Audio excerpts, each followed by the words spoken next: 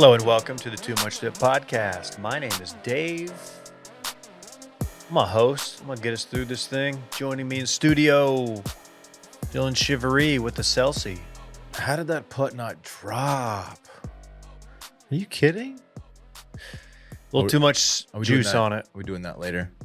You have access to the rundown, so you could probably look at it. Yeah, I am Celsi'd up, Dave. You got a problem with that?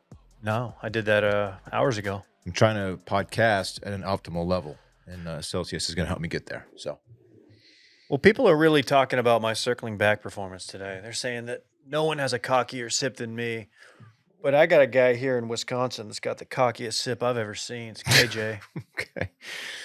Okay. Hello, and welcome to the Grady Dick and Anthony Black celebration show. After months/weeks of awareness, I'm glad the universe has finally given us two gentlemen who appreciate humor at the level of mine, like these two guys. Yeah. We can get right into the jersey swap. Yeah, what's the outrage meter been on this? Has there been blowback in the industry? Blowback on the Black Dick photo? Yeah, exactly. That's exactly what I'm asking. Come on, KJ. I have not seen any, Dave. No. Everybody was wrapped up in the players. Nobody was worried about the hold on, let me check my notes. Toronto Raptors and Orlando Magic. That's very fair. Anthony Black, former Panther great. Duncanville Panther. Really? Oh, yeah. You got guys all over, man. You as in Duncanville. Me, well, I am Duncanville, so You I mean, are. that's fair to say. It's interesting because I don't expect our good listeners to know this, but he is the reason that the 2020, 2021, maybe the 21, 22 Duncanville Panthers were technically unable to play in the state championship playoffs because he was a whole thing, transfer in. There might have been an issue with that, but then the coach was dating his mom, and there was a potential issue with her ex-husband being not great. I believe that's correct. Anyway, so he was a player. He was by far like the best player in the state of Texas at that time on a very, very good Duncanville team. But yeah, now he's one half of Black Dick. Sure. Yeah. Which you love to see. Do you think they knew what they were doing in the moment? Reduction. The smile on is it Casey? Casey Dick's face? Grady Dick. Grady. Who's Casey Dick? Where did that come from? Former quarterback from Allen High School, went on to be an Arkansas Razorback. That's right. I only know that as that is the last team I played in high school was the Allen Eagles, and he was the quarterback. Well, the smirk on Mr. Dick's face would indicate that they knew exactly what they were doing. Yeah. Yeah. Exactly. 100%. In fact, I sent over video evidence to Randy. Randy, I don't expect you to put up the video unless that's something we can do. I don't know what our technological possibilities are here. I do think it's just wonderful Zapruder footage of the entire plan, like being hatched and then like coming to fruition, so to speak. I don't think I have the video, but I have the photo of the two of them. If I want to throw that up for the photo looks great. At home. So in the video, there's like just post game, arena photo or arena footage of they shake hands, and I think Grady Dick brings it up because he kind of says it with a smirk. And Anthony Black is immediately on board, so much so he walks off because this game was at Orlando to get one of like the team's photographers specifically. Luckily, not like just getting that Getty Images guy to take the photo. So he goes and gets their socials person to walk over. They look at each other, and then like they trade jerseys, and they're kind of doing it without trying to smirk too much. And then they like think for a second, okay, wait, you're supposed to be on that side. This is the most eighth grade thing that's ever happened in the NBA. This is truly preteen behavior, and I endorse it fully as a member of this podcast. Real question. Can I get a top shot?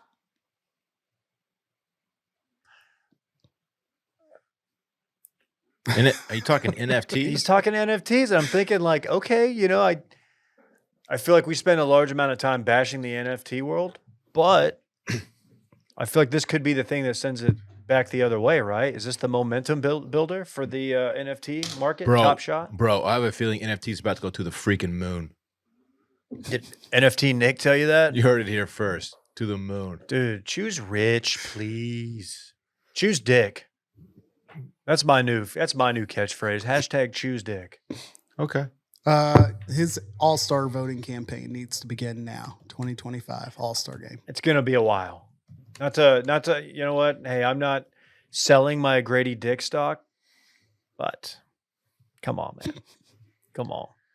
Maybe a rising star event or two. How many jerseys do you think he sell? Wow, accent drop.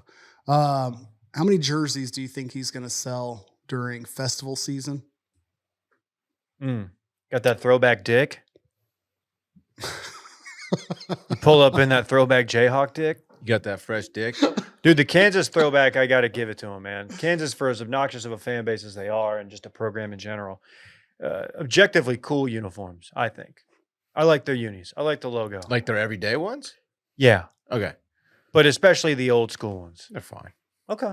They take what could be the dumbest and most comical character as their mascot. And it's not like you don't immediately see it and be like, that sucks. That's lame. Like you think of everything else about Kansas and you don't look at it like, what is this foghorn, leghorn on acid knockoff doing? It's like a mascot. And you're just like, whatever, it's a Jayhawk. I fuck with it. Hey, how did Foghorn Leghorn come out in the old in the great wokeification of America? Like, is he still where are we at on that? I've always wondered, like, I didn't dig too deep. I was never like a big Foghorn guy, but I'm just wondering, like, where's this whole thing going? He had a Dale Hansen like renaissance where Foghorn was, sitting down in support of more context around the Speedy Gonzalez cartoon series. Okay. So comparatively, okay, yeah, he stabbed Speedy Gonzalez in the back and was like, you know what, we got to start doing things differently. But he did it in his Foghorn way that I won't imitate because I'm not exactly sure the origins of said character, and I just don't want to do that on the show. Mississippi car salesman's the only thing that comes to Okay. mind. A Jayhawk, by the way, not an actual bird. Not a real bird. It's mythical. It's a mythical creature. Interesting. Much like the Mike Hawks. no. The Seahawk is not a real bird. Do you know Should that? be. Seattle Seahawks. Should be. But a Jayhawk, there's no such thing as a Jayhawk. Lame. That's not some lame shit. Yeah, what's up with that? Don't DM us. Actually, email Dylan at washmedia.com if you want to give him the origin of the Jayhawk, whatever. Randy, let me get them horny scumbags. Oh, yes, of course. Of course. I just want to play this really quickly. This is in Korea where the Dodgers were, and I contend, and I think many would agree, that this was the horniest place on planet Earth yesterday or whenever this went down. And of course, doing a preseason game in Korea. The framing of this video would suggest the videographer also quite horny. Yeah, You know? they knew what they were doing. Yeah. Let's see them boys. Okay, so here we have a nice young lady, actress Jeon Jung Seo. Wearing some pants that are I would say tightly fitting. So tight they look like they're painted on. Sure. Oh, nice young lady. Yeah, she looks very sweet. Very. And the Dodgers, okay. This is a bad combination because the baseball dugout objectively horny, right? It's a horny place, sure. And you throw out an actress, and the boys are already overseas. Come on, man. Yeah. And they're just going crazy. They can't keep it in. They're gawking. She's just throwing it in. She's just trying to do her thing. And these dudes look like they haven't seen a woman in years. Oh, it's Cillian Murphy's doppelganger. I forgot his name. Yes, yes, Is yes. it Glass now? Is that him? Yes. Yeah. Yeah. Okay. Dodgers made some big moves in the off season, some big acquisitions. Yeah, they got Shohei. Going to be a lot to lose to the Rangers in 6, but what What do you think about this? I mean, you've been in a dugout before in high school. Yeah. You ever seen a pretty lady walk by and the boys start hooting and hollering because they're problematic? I can't recall a situation where a pretty lady walked by and we were hooting and hollering and being problematic. No. Pretty woman throwing out that Ooh. pitch. Pretty woman, Dun, dun, dun, dun, dun. kind of like to meet. Dun, at the dun, mouth. dun, dun, Roy dun. Orbison Fox. He's Anyway. great. Yeah, fuck yeah. Um, Shout out to his family. He's dead. Two things. First, when I saw this video, I don't know why, but the leggings situation kind of looked like whatever the human equivalent of like those big red rubber boots are. Those dumb comic boots that people were wearing all summer last year. You know what I'm Yes. referring to. For some reason, that's what the leggings look like to me, like very Comic Sans body-ish. I don't know what to say. Is there something different about the dugouts over there? Like the wooden bench that they're all on, like I don't know if it adds to the leering or if guys hanging over the bar, like at the MLB dugouts, like if that would look worse.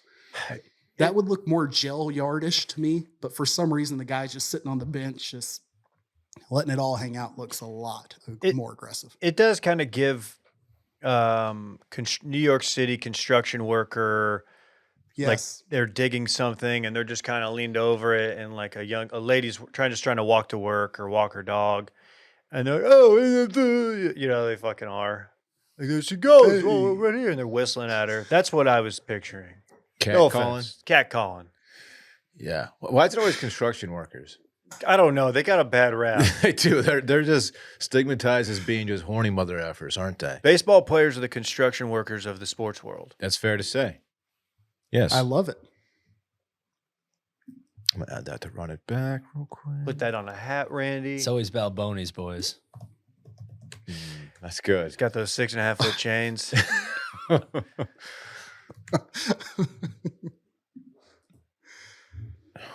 on. Y'all can, as I update this, y'all can continue on, continue on with the podcast. I'm sorry. I've got to close the video if you want me to begin to transition to the next thing. Oh boy! Let's he's wrap watching up it the full whole swing. time. Yeah, let's do it. Episodes do 5 that? through 8. I'd love to, because I'd like to get your thoughts. Dylan missed last week. Yes, I so- have watched all 8 episodes. However, I did my homework. What was your thoughts on the first 4 quickly so we don't miss those? Remind me what happened in the first 4. We had Liv, with the yeah. Liv. Liv. You had Brooks. You a had lot of Roy. You had Ricky. Yeah. Yeah. You had whatchamacallit, the not Joel. depression one, but the Joel and Joel and Wyndham. And then we had Tom Him. Kim. Yes. Tom Kim. That's right. Yeah. What sticks out to me most is just the discussion about the Liv stuff, and how it just everything that I hate about Liv is just refueled. I mean, I love to hear Rory say flat out, I hate Liv. I hate Liv. Good to hear. I also hate Liv. One thing they didn't touch on that I wish they had is that the fans are the ones getting the rawest part of this deal, because the fields are watered down.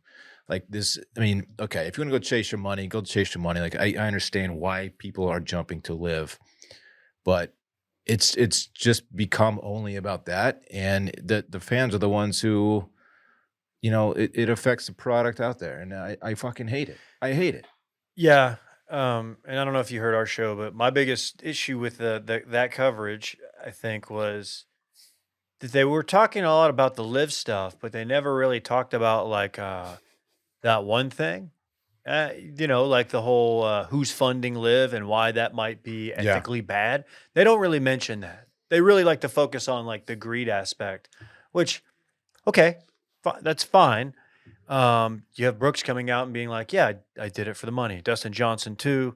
I thought those were strong episodes, but that's it. You really don't get any more Liv stuff for the entirety of the series, which is fine. And jump ahead, there's actually a PIF PGA Tour meeting going on maybe as we speak.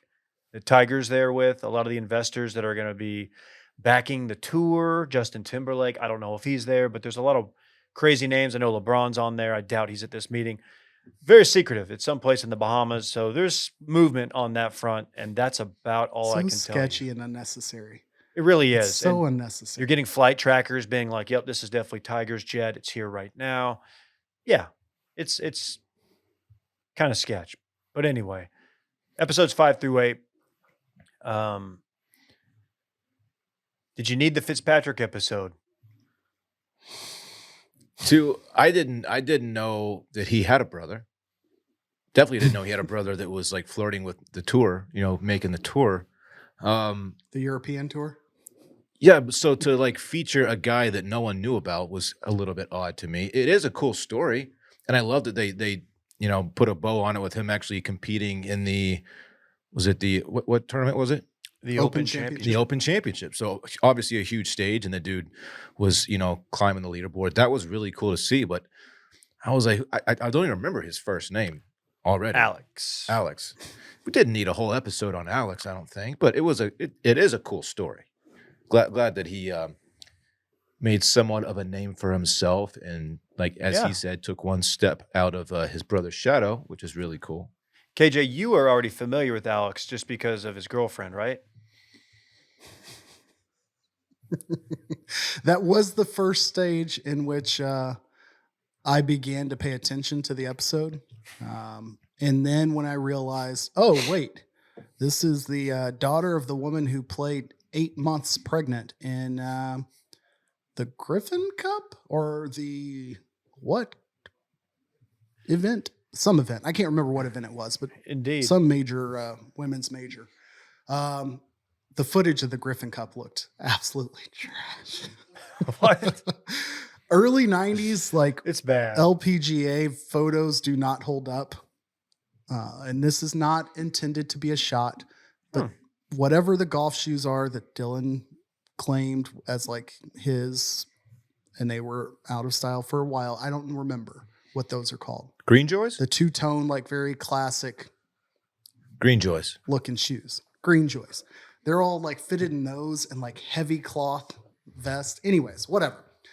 The Alex Fitzpatrick episode. I didn't need it for about 85% of it because I'd forgotten the Open Championship cover, like or story. I wanted to go back and track how many times they wrote the line and said the words "out of my brother's shadow" or whatever, had like an announcer throw that narrative out. It was too many. We got it. Yeah. Agree. The payoff was good, but it was a lot. Like, I don't know why they didn't pair that with something. Thinking back that you've had 8 episodes this year, 8 episodes last year, and you've spent 2 of them on Fitzpatrick. That's a great point. I didn't think these two needed the entire episode. I thought maybe you could do half a one with just Alex and incorporate Matt into it, and then have another angle. Maybe they ran out of angles. They ran out of people who were willing to do it. But yeah, I was not real stoked when I saw we were going to run back the Fitzpatricks. Yeah, first season of Full Swing, obviously we got a lot of Fitzpatrick. Not exactly a dynamic personality. No. Quirky guy. And last season's I found more interesting than this one when it Me was just too. him. Me Because too. I didn't realize what level of golf nerd he was. Right. He's carries around the yardage book, writes down something, can tell you every shot he's ever hit. Mm-hmm. The Ryder Cup. I like that came up later on. Yes. Great point. JT again, right? Whoever was it, JT? Yeah, JT brought up that yardage book, and I was like, oh, I wonder if he just saw the show or if the players really realize that the guy writes down everything in that book. I know that And I wasn't. thought that was nifty that they were like, I want to see it, and that level of intrigue by others that stood out to me because I just assumed like everybody would be like, oh, Bryson does this, such and such does this, but them to see that as unique seemed cool. The Ryder Cup lead up, I thought was particularly strong. It was good. Stronger than the Keegan? actual Ryder Cup episodes, I think. I don't know how great this looks for Zeege, Dave's boy, Zach Johnson. Use your words carefully, buddy. I will. So throughout the entire not the entire, but there are a couple episodes dedicated to like Zach Johnson having all this pressure on him on picking. You know, of course, six guys are picked for you, and then you fill in the other six with your captain's picks, right? There's a scene where he's having dinner with Ricky, Jordan, and Justin Thomas. And they're like, you know, kind of giving him shit like, hey, are you picking all the guys in this room? And it's clear that they're all like really good friends. Meanwhile, they're showing Justin Thomas like really, really struggling. Like he was way off his game. Horrifically. Shooting 80. When on his game, he's one of the best in the world. But he was having a tough 2023. And then it's like, oh, is Zach Johnson going to pick his buddies or pick the guys who are playing better golf? Meanwhile, they're showing Keegan Bradley, who's having kind of a career resurgence. He won a tournament. He's playing really well. He was ranked, I think, 18th in the world at the time. And then they get to the picks, and he just picks all of his boys. I was like, this is maybe not the best look. I'm sure he has some justifications for it. Like Justin Thomas has, performed well on these before, stuff like that's going on. But team chemistry.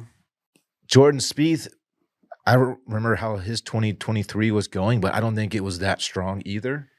Right. And so it just like, I don't know. It didn't look that great for him. Let me ask KJ this. I thought they did a good job of explaining the Ryder Cup like really quickly. What did you think about that? Because I was like, that seems like the best I've ever seen it explained in the quickest. The most redeeming quality of 2.5 hours worth of content. Actually, I shouldn't say that. But for me personally, who has publicly stated over and over and over that I don't get it and it's obnoxious and tracking it as a casual is difficult. I've also railed against Rappaport, Dan Rappaport. I thought they got too much of him, but he was the one who quickly laid it out, explained it in a way that was like, okay, great. Now I'm keeping score. And that was tremendous. And they paired that with everybody's emotional tie-in, which the whole time I was thinking like, I know how much this means to Dave. I know how much this means to most golf fans, like the importance and the pageantry. And I'm like, yeah, I get it. We see big emotional events like this all the time. March Madness, Super Bowl, World Series. Like we get it. Like I get sports. I understand. But it was validated in some of the ways that they continued to hammer that home, like losing a point or Keegan Bradley's being the one that the point was won against him.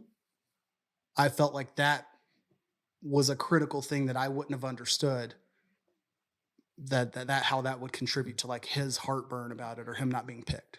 Yeah. And the Keegan stuff was potentially the most compelling of the entire season. Because you don't really know much about Keegan Bradley. I think he kind of has a bad rep. First of all, he looks like he would not be cool. His face, like he just doesn't have he's like a taller Justin Thomas in many ways. Where you know what I mean? You look at him and he just looks like he would be just short with you, like he wouldn't have a lot of time, which is fine. Correct. And then you get his wife. Yeah, go on. Redeem. Seems very nice. Very beautiful family. Mm-hmm. And he came off as very likable to me. I thought he came off as very likable. Yeah. But so there's the whole, family man thing. Golf Twitter doesn't seem to be super high on him. Whatever. He's actually very uneasy to watch on a golf course too. Yeah. He doesn't look, and he bends over a lot. He's kind of a spaz out there. He looks okay. With the way he sets up to a ball. You know what I'm saying? Yeah, I do. He does. No, the way he just looks uncomfortable. He looks like his clubs are too short. And it's kind of wild. But anyway, I thought the most compelling thing was him getting the call.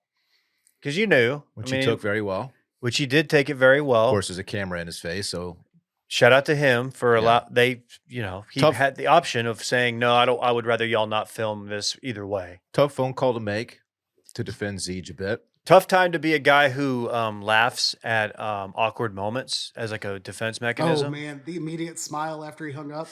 Yeah. As someone who has been known to in a heated argument, just kind of laugh, but not because it's actually funny, but just because that's like your crutch or something. Mm-hmm. That's tough for Zach. Tough look for Zeej to just be like, whatever, whatever Zach Johnson says. Something like that. But He kind It of was rambled through it. enlightening to see that. Like, oh yeah, it was enlightening to see that he like Chat GPT'd the same script you would give somebody who's like getting turned down for a job interview, like a very contentious or competitive job promotion or something. Like he gave the same. We're just going to go in a different direction. Mhm. That's how you Like know I get that. it. You can't ever explain. Like he just went to the well. That's how you And know it he didn't get any easier. doesn't have a relationship with Keegan because you would never Mm-mm. give that. You would never say that to someone you were like cool with and say what up to at tournaments. You would never give him that robotic bullshit, right? It showed the maturity of Keegan Bradley. He's what 36 or 37, a few years older than Mhm. Zach Johnson, which I think was important because he did what was probably one of the most simple and like graceful things you could do in that situation. He recognized that Zach Johnson wasn't going to add anything of value. He also knew like him saying anything negatively or overly positive was not going to mean anything in the moment. And he probably also understood like he was probably embarrassed and upset, like had a ton of emotions. And what he did was like he cut Zach Johnson off. He's like, I understand, man. Like he gave him an out. He was like, I get it. Best of luck, and ended it. By the way, the scene we're at his son's football game, is his son like 6'4", 270? Did you see that? He was towering over Zach Johnson when they were taking a picture Was together. that his son? I think so. Oh, He's man. it said at Zach Johnson's son's football game. Then the whole family walks out together. Yeah. When they were holding up the whatever. He looked like a legit D1 prospect. It was weird. That would be Iowa boy? something. Let me check that. Keegan Bradley, 37. Zach Johnson, 48. Zach Johnson. Wait, what? Yeah, Zeej is old. Oh, I guess I had it know, backwards, man. But either way, It's because he's always dressed so cool and hip. Like, I get it. He's a swagger hound for sure. Yeah, I mean, dude, the guy's just fending it off every tournament he goes to. Chicks are all over him.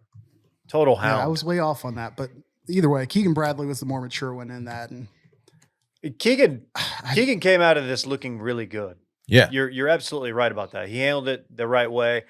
I don't know how close Lucas Glover, if you remember that storyline at the end of last year, because there's people, just because I wanted a guy like Lucas Glover, an older guy with a super thick accent who doesn't really fit in. I just thought that would be a funny mix, a funny person to throw on Team USA. He didn't get a call, and if he did, they didn't record it.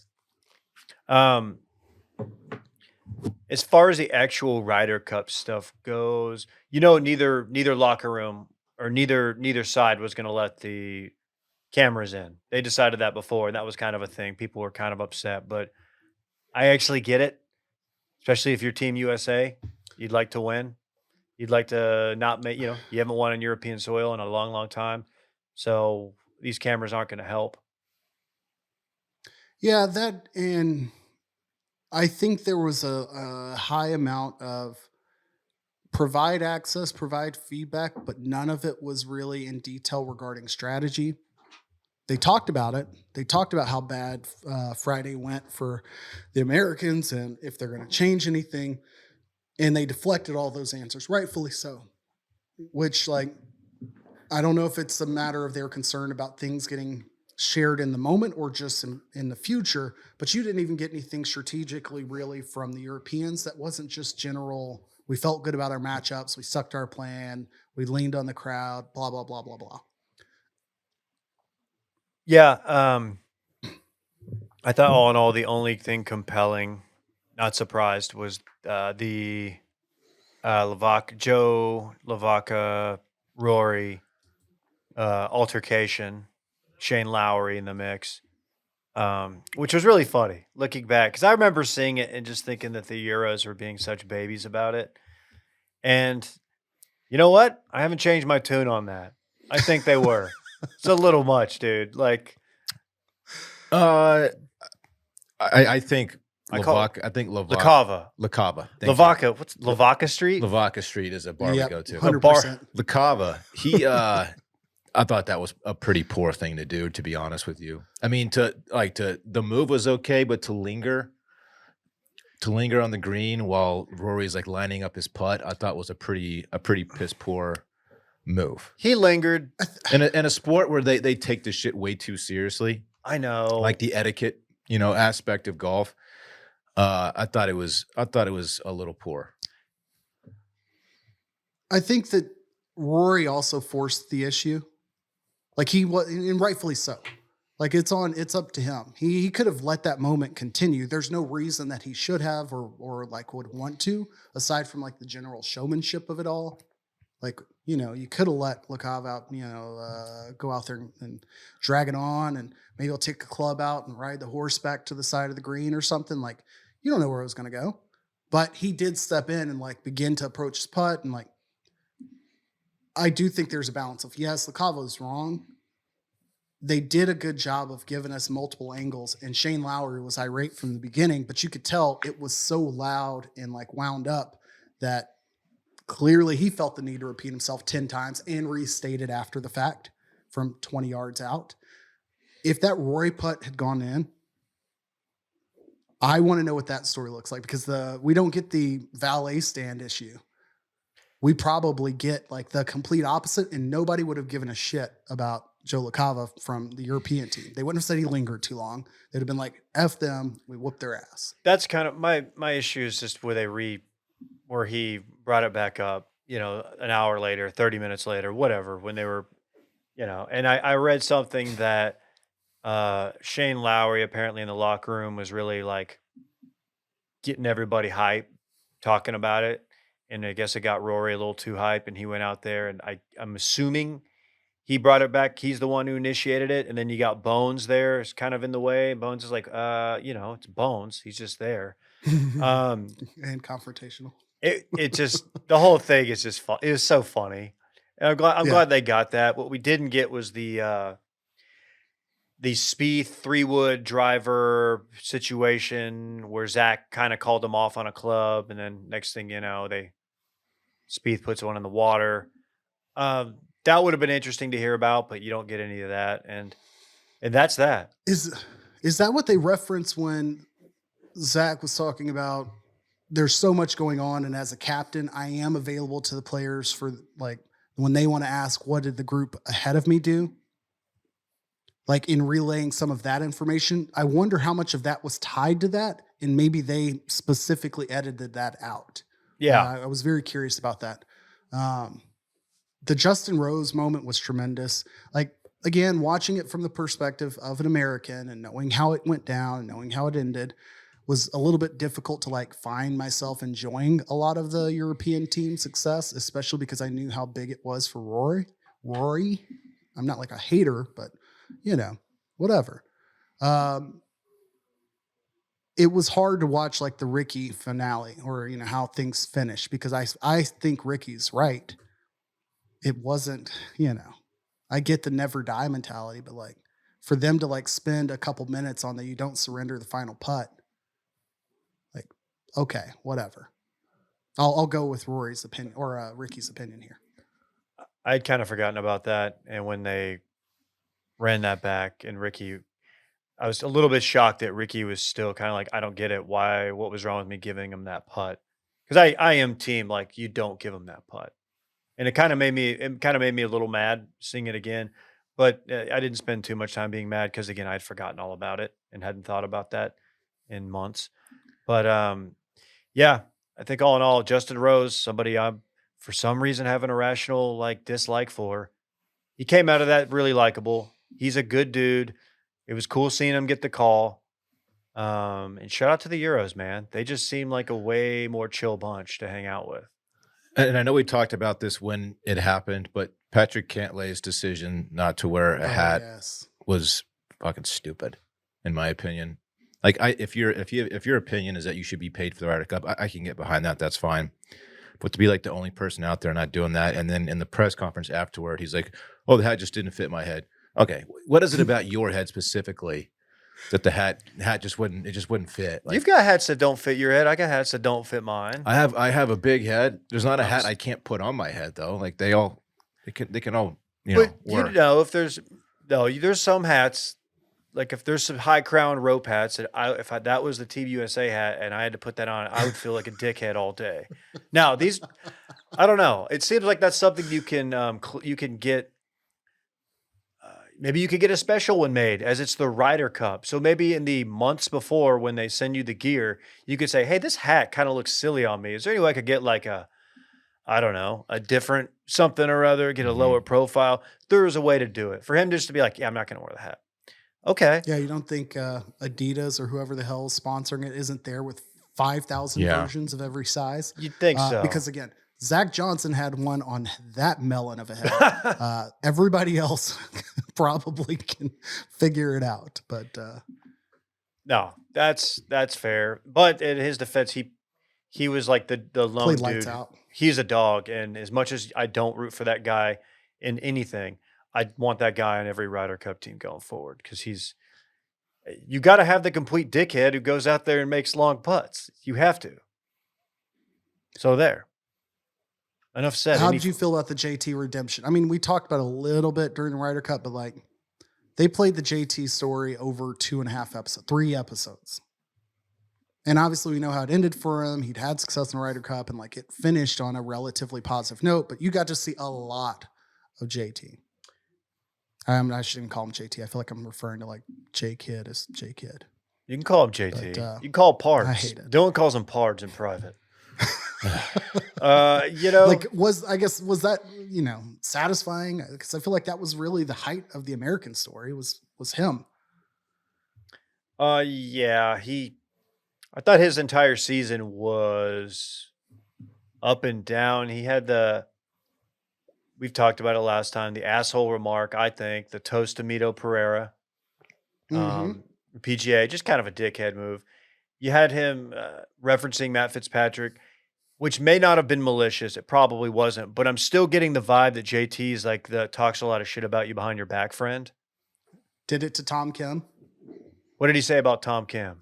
It was to Tom Kim that he was giving him shit when he was talking about like, Oh yeah, oh, actually, how about you like eat with my kid and Justin and Jordan's kid or whatever. yeah. I don't know. JT was the right call over Keegan, probably right because he's performed really well. Him and Jordan together. He drags Jordan around the course when Jordan's not playing well. So yeah, I mean, I think all in all, like that doesn't look like a horrible decision. I think JT, people already have their minds made up about him. So I don't know if that's gonna like win him any fans over, but at this point, like he doesn't really need it. Final thoughts? Season 1 was better because the Ryder Cup took up so much time, even though the Ryder Cup itself is worthy of it. But I think it gave us fewer individual stories this year that helped me love the show. I really enjoyed the Ryder Cup stuff and how much these guys just won it. I mean, obviously, like the team aspect of golf is so rare. That you guys get to play in a tournament like that. It was fun. It's just fun to see how bad they want to be on the team, how much they all get up for it, and to be so excited about going to a tournament that they don't get paid for. It's like it's like they care about that almost more than just winning a regular tournament, which is really fucking cool, I thought. Well said. Can I ask one extra question? I know we're way over on this and you're about to transition. I'm sorry. Does any part of all of the Ryder Cup talk make you wonder, like, hey, if Liv didn't suck so much because of the who behind it, like, should that work or would there be like enough like you see what they're going for by like trying to capitalize on the team mentality to a certain extent? Like that's what watching the Ryder Cup walk made me feel like. It's like, man, I see what Liv is hoping to get like a fraction of, and they get it so wrong in a lot of ways, but I get it. I understand that. Like, you think about it, if Liv had like a geographical component, like if you had a Texas team, I don't, which I don't know how that would work, and most of these guys live in Florida, but something like that, something that would give you a rooting interest to where it's not just 4 random guys thrown together with a really shitty mascot and a really shitty designed logo, and a really stupid name. Like that's the names are stupid, But yes, I completely agree with that, KJ. All right, sorry. No, that's fine. I think ultimately what you just did there won't be a factor. That's good, Dave. But what will be is our good friends at Factor. You got to get Team USA on this Factor train. over there, Next Rider Cup, right? You got to load them up with some Factor meals. Eating better is easy with Factor's delicious, ready to eat meals. Every fresh, never frozen meal is chef created, dietitian approved, and ready to go in just 2 minutes. You'll have over 35 different options to choose from each week, including Calorie Smart, Protein Plus, and Keto. Also, there are more than 60 add ons to help you stay fueled up and feeling good all day long. What are you waiting for? Get started today and get after your goals. Fun fact, before the show, when we were sitting around before we hit record, we were talking about Factor. Randy said, "Hey, what are our ads today?" I said, "Factor." And we were all just saying how much we enjoyed them. I am a big fan of anything with the chicken breast. They have like Mhm. a chicken jalapeno with like cauliflower rice that Mhm. is very good. They know how to do chicken, Dave. They do for chicken sure. right. There's a pork chop that's really good. Everything I've had from there is good. 2 minute meals. Fuel up fast with Factor's restaurant quality meals that are ready to heat and eat whenever you are. Pancakes, smoothies, and more. Discover a wide variety of easy options for the entire day, like breakfast, midday bites, and more. How about those little shots? Those little Wellness shots. wellness shots, the ginger, lemon, all that, little cayenne. Love those.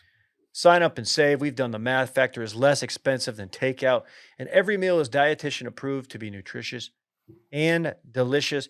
Head to factormeals.com/bang50 and use code bang50 to get 50% off. That's code bang50, bang50 at factormeals.com/bang50 to get 50% off. Check it out, Factor Meals. We were going to do Black Dick here, but we did that. Right? So cross that off the list. Okay. Did you guys watch any Mavs Nuggets yesterday? Because I did. Is that the Kyrie floater, the Mhm. hook?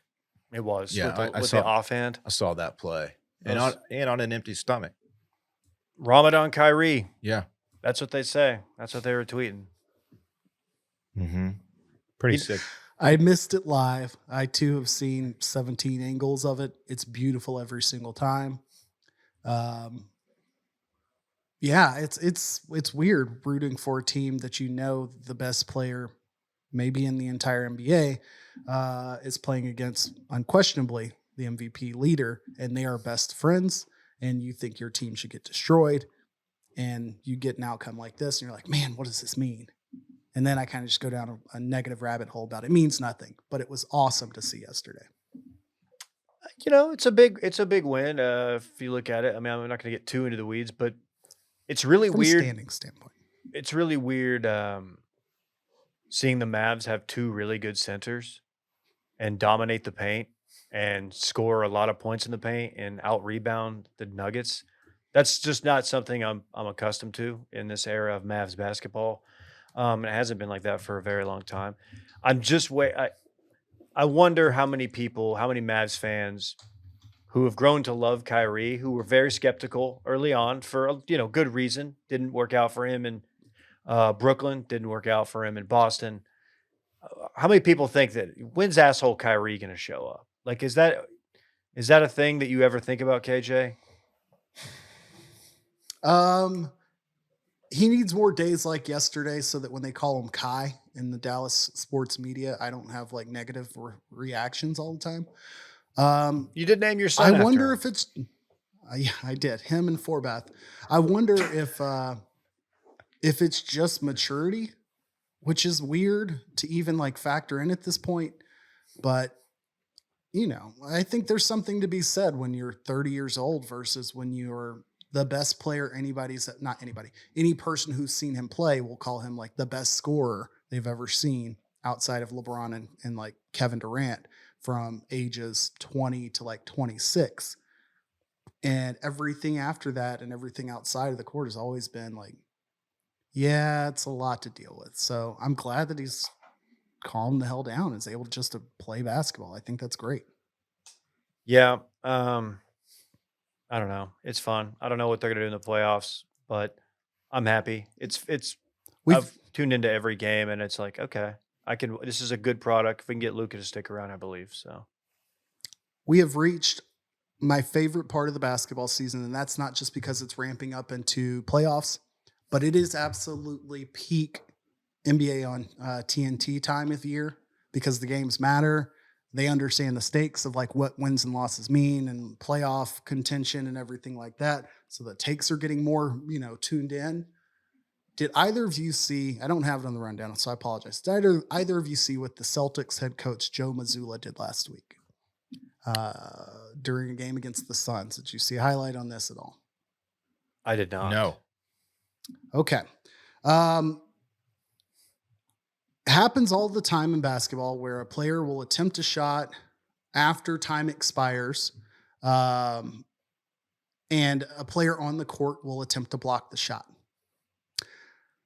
Joe Mazzulla, again, the head coach of the Celtics, who are doing quite well and one of the top contenders to win championship, took it upon himself to go onto the court and attempt to block the shot himself. I saw this. I just looked this up. This is so against weird. the Suns, and there's not a single human being who's seen it who's like, "Oh yeah, I totally get it." Like, it is a rule that he's like instilled upon his team.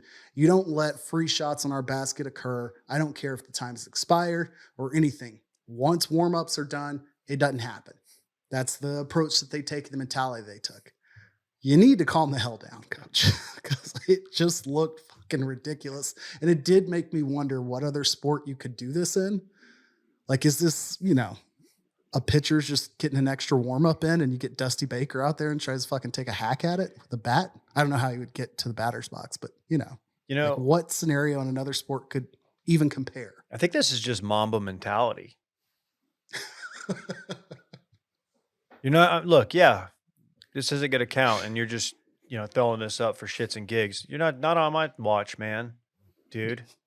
Don't you fucking dare, right? I kind of like it. Dog, he's a dog. Steve Kerr took a J after a stoppage the other night. I thought, why not? It's right there. Okay. It's in as in a California, jump shot. Playboy. He didn't hit a joint. That would have been a story. He's nightmare blunt rotation, Steve Kerr. I like Steve, man. I see him pick up like a disposable off a scorer's table and just try to like lean over and like fucking hit it real quick, slide it back in his pocket. Yeah, maybe Mike Tomlin stepping on the field to knock a player over is the only other thing I can think of. But like, that was in the field of play, like during a play, and it was absolute scumbag behavior. So anywho, I just saw that last week and I'm like, we need to see more of this and less of like coaches fighting refs or fighting other parents in youth sports. We need to see parents step up and ensure that the other team is not getting any free shots on their kids' teams. I would love to see Dan Monson do this as we There we go. as we pivot over to the NCAA tournament real quick, because he has mutually agreed to part ways with Long Beach State University. Why is that significant? Why do we care? Do we even know what he's been up to since like the Gonzaga days, way back in the day? He's like ground floor Gonzaga program Adam builder Morrison, guy. right? Or pre. Well, they're going to the tournament, buddy. What? He's coaching him out. He's coaching out the year, and he got him to the tournament. An unlikely run. They lost like 5 games going into the conference tournament, win it, and now they're going to play the 2 seed Arizona Wildcats. Okay, so what did he do to get fired? I think just they were like, it's time. Like we haven't made the tournament since like 2015, 2016 or something. You've lost 5 in a row going into the conference tournament. But you're Long Beach State. How many are they expected to make the tournament on an I don't annual know. basis? I'm sure there's some kind of financial component to why the school did this, but they're like, you know what? Yeah, coach the year out. They're like, there's no way you're going to go in there and do it. And they're going to the tournament. What happens if they make like a Final Four run? I don't know, but Hey, man, want to stick around? I'm sure many, many people have the same thought, but I really would like them to win a couple games Yeah. because it's just hilarious. Yeah. And anytime like you can make the university elite look like dipshits, even though I guess it was mutual, but I'm sure that's kind of like they told him, and he's like, yeah, you're probably right. I want that to happen. I want this to be a storyline for at least another week. So shout out to Dan in Long Beach State. That's weird. It is. It's weird as Yeah, hell. added, It's weird. The lamest Added of lame context, ducks. he's been there for 18 seasons, or this would have been his end of his 17th season. So he'd been there quite a bit with a 500 winning percent. Prior to that, at Minnesota, 527, and then at Gonzaga, as you mentioned, with over 75% win percentage, whatever. Okay, he's been there that long. They couldn't just wait till after the season to like make this announcement. The timing is just bizarre. I mean, did they? Surely, when he was fired, they thought they weren't making the tournament. Right. they're like, "Oh, surprise, we're actually in." Okay. He'd only done that one time previous to that. He'd been the regular season champion there as a coach 3 seasons in a row from 2010 to 2013, and then again in 2021. So I guess 4 seasons. Only once had he made the NCAA tournament. So yeah, they let him ride for like 8 years without getting to the tournament or winning the league. So I get it, but damn, this could be great. Love it. Love it. Yeah, I'll be watching this from my couch. Hopefully that's a Thursday game, and I'm coming out of my laughing gas coma. And next thing you know, I'm watching Dan just not getting off my couch because I am sitting on ice. So shout out to me. Yeah, I'm getting snipped. Dylan, you got a problem? I wish I was getting snipped. Yeah, I can Guess I- arrange that. I guess I could schedule one. You could. I mean, I don't know. You never know. You never know Um, with me. any good free agency stuff? I mean, yeah, Justin Yeah. Fields. That's a quarterback room. That's fun. 6th-round pick for Jay Fields. I don't think that we had the Russell Wilson news last week. We did Because we not. talked quite a bit about Kirk Cousins to Atlanta. But we got Russell Wilson for 1 year heading to the Steelers. And at that time, Kenny Pickett was on their roster. Russell Wilson does his press conference at like 10 something. Of course, in Russell Wilson fashion, it's like, yeah, I reached out to Kenny immediately. It's like, let's just go make that quarterback room the best we can make it. And each day compete, bring our best selves to the room, and however I can help you continue to grow, you let me know. One love or some shit in Russell Wilson fashion. Did he say 2 one hours love? later, I don't know. It was a press conference, so if Maybe. it was an Instagram live, he definitely would have. 2 hours later, they trade Kenny Pickett to the Eagles, which was awesome. Yeah. And at that time, people just assumed, all right, well, that's weird, but we've got Russell Wilson for a year. 2 days later, you get a 5th round pick that could become a 6th for Justin Fields. Okay. That feels right. That feels right for Justin Fields.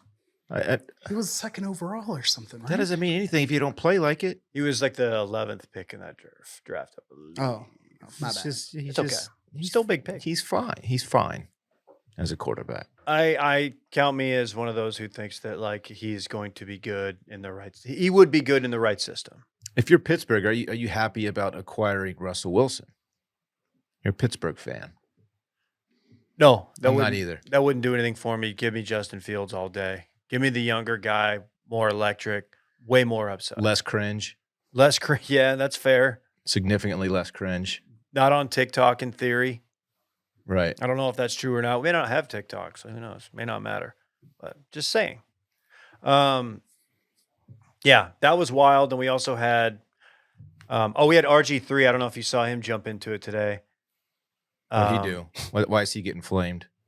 He's sports media guy now, so you got to throw out some hot takes every now and then, even if they're not the best. I don't know where you guys would stand on this, but he said that Caleb Williams should pull an Eli Manning Yeah. and say, "I'm not, Bears do not draft me. I'm not going to play for you."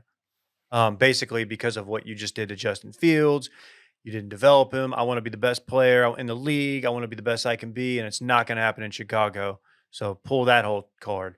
Randy, you look so bad. Whoa, what? You're going to tell me that Chicago's not going to have a good quarterback? What? They've never had a reasonable one, which It's is just true. wild That to is consider, weird. like given their history. You got to hit on one guy eventually, right? You just Maybe. have to. Maybe. You'd think. But yeah, RG3 Couple getting Bears widely might hit on a flamed. couple guys. But I respect the take. I do respect the take. Yeah. It is wild that Eli Manning just pulled that off like unscathed. Like no one gave a shit after it was. I remember thinking he was a bitch for it then. I was like, okay. But then he was off and running his rookie campaign. He's like, okay, he's just Eli Manning, the Giants quarterback now. Like no one really cared Yeah. much. It for made me after hate that. Archie more than anything. Like it made me loathe Archie Manning, and I didn't get it completely, but like it was framed as like this is Archie's doing. Eli would play anywhere. It's probably what his agent was putting out there publicly. And they're like, oh, put all the heat on Archie Manning because he was a public figure back then. Yeah. Sure. Like as Eli was coming in the league, and he was doing more media then than even really now. And I didn't give a shit about Archie Manning, but I was like, this guy sucks. Like it just seemed entitled, and like I didn't really even blame Eli for some reason. But you're right. Like It takes it takes a really high profile person to even attempt something like this. Agree. You know? And Caleb Williams for that, he is the most, he's the coming into the draft like extremely highly touted, like almost can't miss. But yeah, KJ, now that you mention it, I do remember being like, oh, this does feel very like, oh, we're the Mannings, we don't play. But it's such a footnote on his career. It is. Nobody talks about it. No one cares anymore. Because it was pre-Twitter. It was pre he won two rings. Won 2 rings, yeah. And he went to New York and had the New York media on his side. And there you go. I think Drew Brees being Drew Brees, or I guess maybe Brees and then Rivers, like the Chargers didn't suffer because of it, is what really I think helped things out. How Chargers continue to suck. Like maybe people have been bitter about it, but like it had happened. Like it happened all the time in the '80s. I feel like Steve Young and how did it shake Bo out? Jackson Did the Chargers have to trade the pick away? I think they chose to, and they ended up with Drew Brees because Drew Brees was not a top pick. And then Drew Brees had his shoulder issue, right? Trying to go to Miami, and then goes to New Orleans instead. I think they drafted Manning, who they traded for the 4th overall pick, Philip Rivers. Oh, they got Rivers out of it? Okay, I've got my years mixed up. No. I'm very confused by it too. Chargers select Eli Manning number 1, then trade him for Philip Rivers. Interesting, very interesting. Okay. Aaron Donald retired. Goat. He's my goat at D tackle. Are y'all the same height? Probably, yeah. He's 6'1", isn't he? He's not a tall defensive tackle. It's just weird to think that under 300 pounds too, shredded. But he's as stacked as you can be at that weight. Yeah, you don't see many 297-pound guys with 6-packs. Doesn't happen. Hey, unless it's the other kind of 6-pack, right? I got more like a keg down there. Happy St. Patty's Day. Still the most imposing ping pong player I've ever seen. Rams Hard Knocks first appearance. They were staying on a college campus as like their dorm situation for training camp, and I guess there were still some college kids there as well, and they were just hanging out in the lobby. And Aaron Donald, being a avid ping pong player, challenged a kid to ping pong, and he's playing there shirtless and just hulking over the table and dominating this kid. This kid was keeping up in ping pong, but I'm like, I would just be distracted. Like, man, look at that big, beautiful black man over there. He's a stud, man. It's a shame that he's retiring. Is that what you'd be like? The whole time. I'm just over there, just hands on my hips, well, wow. Look at that. Look at this chocolate Adonis. Okay. No, we're not going to say that. Imagine if Grady Dick made an appearance on Hard Knocks. What would they call it?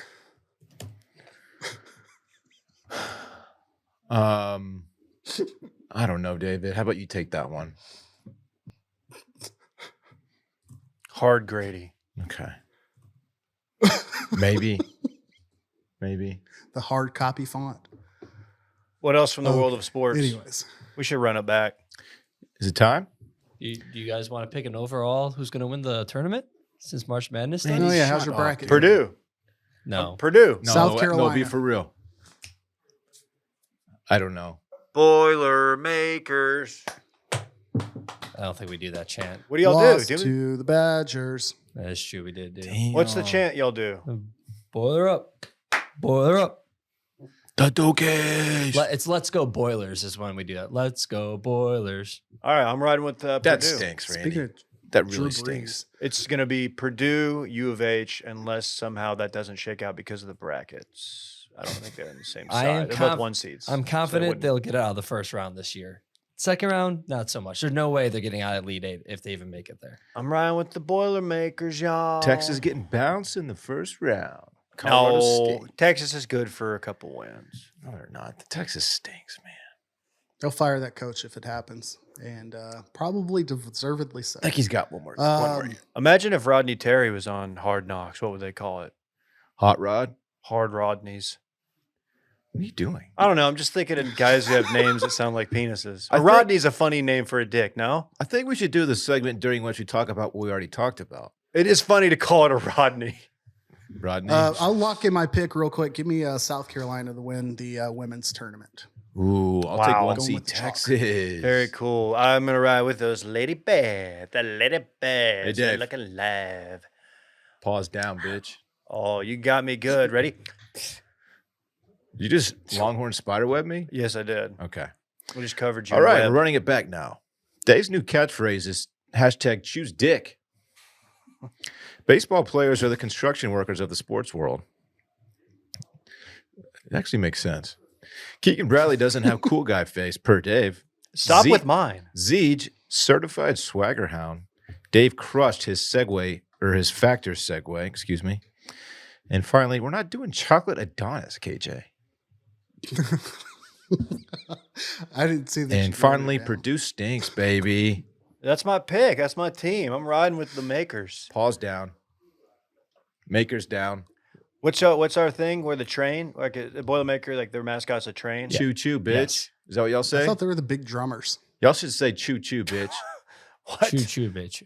No, actually, I stayed Matthew's Texas band. and Purdue always go back and forth who has the largest drum, and it's been quite a little rivalry. Who's that on we top have. right now? Apparently Texas, but I don't know. I'm not sure. Dude, y'all got Get- pwned. Hey, get a measuring tape. Y'all got pwned, bro. Hey, 2 words Oh, for little y'all. drummer boys. Choo choo. Choo choo, bitch. Here we go, Boilermakers. That's some lame shit y'all got working with up there in I Indiana. don't know. They play Crazy Train at the beginning of every football game. It's pretty cool. Okay, that's not worse. bad. That's not bad.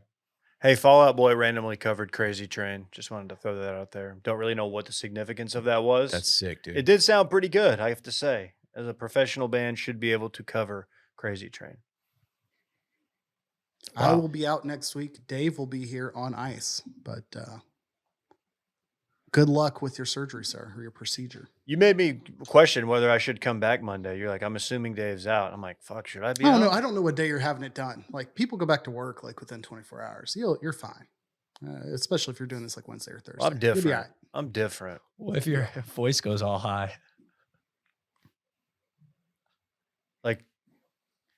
Like I go prepubescent. Yeah.